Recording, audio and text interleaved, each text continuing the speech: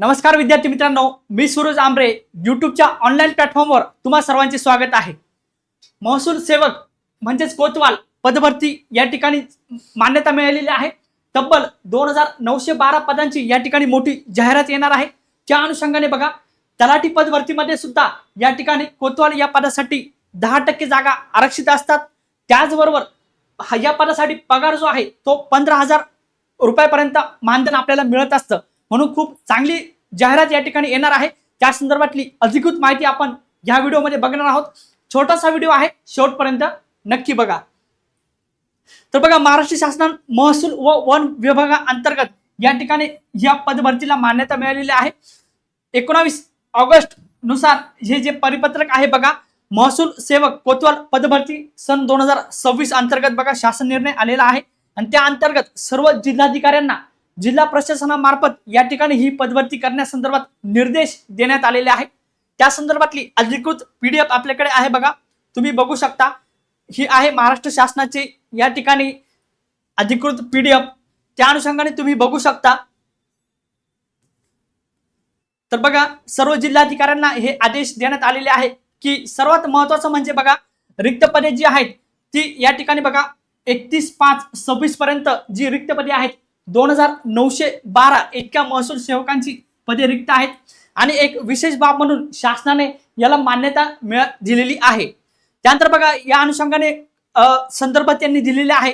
आणि सर्वात महत्त्वाचं म्हणजे की ही पद भरती जी आहे ती बघा 30 या ठिकाणी 30/11/2026 पर्यंत ही पूर्ण करण्याची या ठिकाणी दक्षता घेण्यात यावी, अशा संदर्भातले आदेश महाराष्ट्र शासनाने दिलेले आहेत। म्हणजेच 30 नोव्हेंबर 2026 पर्यंत संपूर्ण भरती प्रक्रिया, जाहिरात, त्यानंतर परीक्षा आणि नियुक्ती ही 30/11 पर्यंत या ठिकाणी होणार आहे।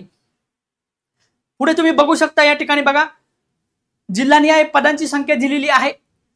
महसूल सेवक माहिती बघा, जी रिक्त पदे आहेत त्यानुसार बघा, छत्रपती संभाजीनगर रिक्त पदे मंजूर पदे किती आहेत 500, भरलेली पदे किती आहेत 217 आणि रिक्त पदे किती आहेत 283 पदे आहेत बघा।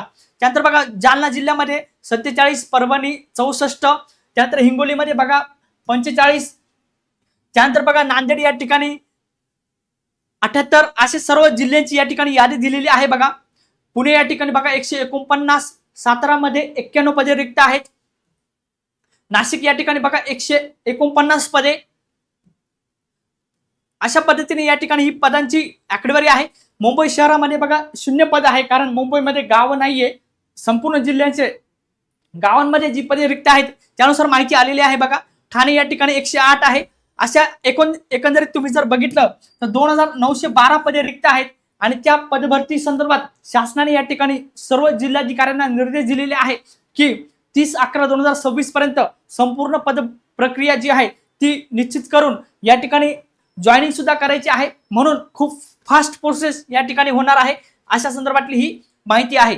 त्यानंतर तुम्ही बघू शकता, या ठिकाणी बघा न्यूजपेपरमध्ये सुद्धा ऍड आलेली आहे। कोतवालांची तब्बल 2912 रिक्त पदे जी आहेत त्या संदर्भात 30 नोव्हेंबर पर्यंत संपूर्ण प्रक्रिया पूर्ण होणार आहे।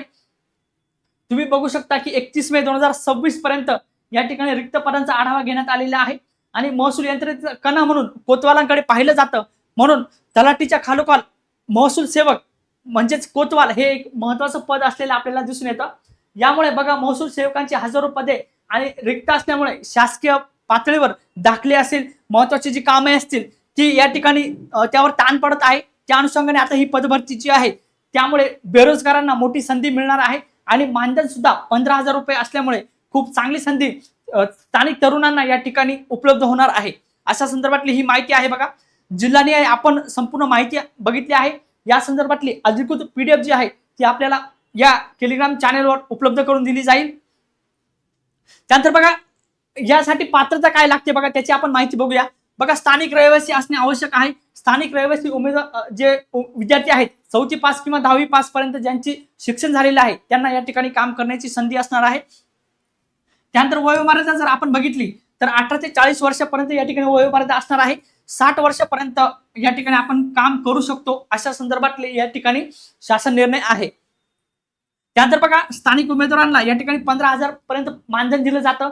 म्हणजेच या ठिकाणी स्थानिक जे विद्यार्थी आहेत ज्यांचं शिक्षण झालेलं आहे 4थी 10वी 12वी जे उमेदवार या ठिकाणी आहे त्यांना या ठिकाणी शासकीय पातळीवर चांगलं मानधन मिळत असतं आणि शेतीची कामे करून सुद्धा आपल्याला या ठिकाणी हे काम आपल्याला जॉईन करू शकतो आपण। त्यानंतर बघा पात्रता जी आहे ती फक्त 4थी पास असणार आहे। 4थी पास 7वी पास 10वी पास असणाऱ्या विद्यार्थ्यांसाठी सरकारी सेवेत या ठिकाणी ही नक्कीच चांगली संधी असणार आहे। त्यानंतर बघा कोतवालाची संख्या जी आहे ती 1 ते 3 पर्यंत वाढवण्याच्या संदर्भामध्ये या ठिकाणी तहसीलदार आदेश देऊ शकतात। बघा एका गावामध्ये एकच कोतवाला असतो, परंतु जर लोकसंख्या जी आहे ती जर जास्त असेल तर कोतवालांची संख्या वाढवण्या संदर्भामध्ये तहसीलदार आदेश देऊ शकतात। त्यानुसार कोतवालांची संख्या ही निश्चित होत असते।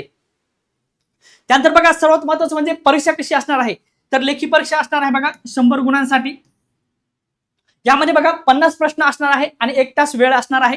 त्यामध्ये बघा किमान 40 गुण मिळवणे आवश्यक आहे। जे विद्यार्थी 40 गुण मिळवतील तेच या ठिकाणी बघा मेरिटमध्ये असणार आहे आणि लिस्टमध्ये असणार आहे। आता सर्वात महत्त्वाचं म्हणजे विद्यार्थ्यांचे प्रश्न आहेत की सर विषय कोणते असणार आहे, तर बघा गणित, बुद्धिमत्ता, GK-GS आणि मराठी हे 4 विषयांवर या ठिकाणी ही परीक्षा होणार आहे। 1 तासाचा पेपर असणार आहे। सोपी काठिण्य पातळी असलेला हा पेपर असणार आहे। त्यानंतर बघा कोतवालाची कामे काय असतात, तर बघा तलाठी जे आहेत त्यांना या ठिकाणी मदत करणे, त्याचबरोबर सर्वे करणे, त्यानंतर दवंडी देणे अशा पद्धतीचे कामे कोतवाल यांना करावी लागतात। त्यानंतर शासकीय दप्तर जे आहे ते त्यांना सांभाळावं लागतं आणि त्या अनुसार ने आण जी असते ती सुद्धा त्यांना करावी लागते। त्याचबरोबर गावातील महत्त्वाची जी माहिती आहे ती या ठिकाणी महसूल प्रशासनापर्यंत म्हणजे तहसीलदार यांच्यापर्यंत पोहोचवण्याचं काम सुद्धा कोतवालांना या ठिकाणी करावं लागतं। अशा पद्धतीची ही सोपी कामं असतात। जे विद्यार्थी या ठिकाणी स्थानिक गाव पातळीवर रहिवासी आहेत त्यांना या ठिकाणी हे सर्व सहज शक्य होत असतं। शासकीय नोकरी असल्यामुळे मानधन पण चांगले असल्यामुळे आपण पुढे स्पर्धा परीक्षेचा सुद्धा अभ्यास करू शकतो आणि त्याचबरोबर एक आपला कुटुंबाचा खर्च आपल्या स्वतःचा खर्च या ठिकाणी भागवून आपल्या कुटुंबाला सुद्धा चांगल्या पद्धतीने सहकार्य करू शकतो। त्यानंतर सर्वात महत्त्वाचं बघा या ठिकाणी महाराष्ट्रामध्ये या ठिकाणी या 2912 महसूल सेवक आणि कोतवाल या पदाची भरती होणार आहे। त्या अनुषंगाने बघा जिल्हानिहाय ही पदभरती होणार आहे। जिल्हा प्रशासनाअंतर्गत ही पदभरती प्रक्रिया आता अर्ज प्रक्रिया त्या संदर्भात लेखी परीक्षा या संदर्भात जाहिरात येणार आहे। आणि त्याचबरोबर सर्वात महत्त्वाचं म्हणजे महसूल सेवक असणाऱ्या विद्यार्थ्यांना या ठिकाणी तलाठी या पदभरतीमध्ये 10% आरक्षण या ठिकाणी असते बघा। म्हणजेच ज्या विद्यार्थ्यांनी कोतवाल या पदावर काम केलेलं आहे त्या विद्यार्थ्यांना या ठिकाणी तलाठी बनण्यासाठी 10% आरक्षण शासनाने दिलेलं आहे। म्हणून तलाठी पदी प्रमोशन होण्यासाठी किंवा तलाठी या पदभरतीची तयारी करणाऱ्या विद्यार्थ्यांसाठी सुद्धा अत्यंत चांगली ही संधी असणार आहे। त्यानंतर बघा जिल्हानिहाय स्थानिक प्रशासनामार्फत ही पदभरती राबवली जाणार आहे। 4थी पास ते 10वी पास असणाऱ्या उमेदवारांसाठी ही मोठी संधी असणार आहे। त्याचबरोबर वयामध्ये सुद्धा 18 ते 40 वर्षापर्यंत सवलत असणार आहे आणि कॅटेगरीच्या उमेदवारांसाठी बघा 40च्या पुढे सुद्धा वयामध्ये सवलत असणार आहे।